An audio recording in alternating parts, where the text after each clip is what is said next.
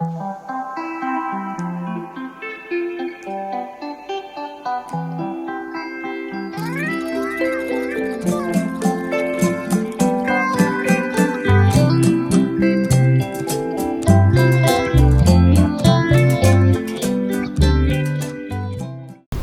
par les bonnes nouvelles de la semaine écoulée, marquée par la remontada des Lions du basket qui se sont mis au Catalan après leur naufrage malien. L'honneur est sauf, ils seront au Congo.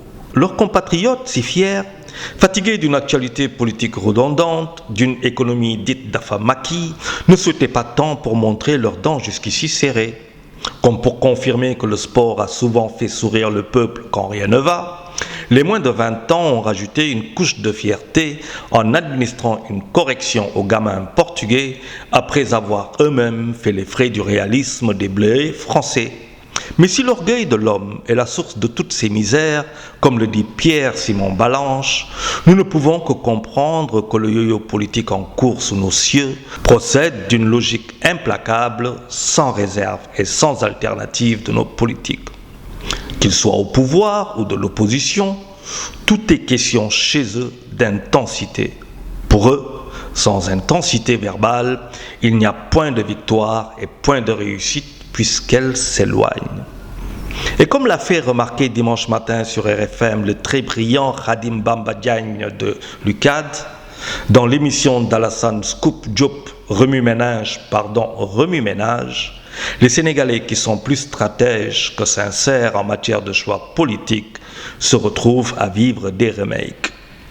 Les revendications de l'opposition restent toujours aussi hilarantes que puériles.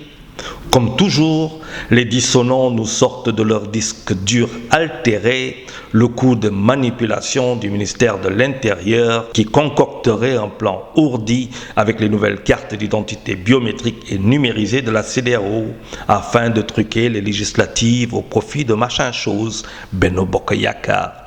Croire que les Sénégalais sont intéressés par les législatives n'est rien comprendre à ces stratèges.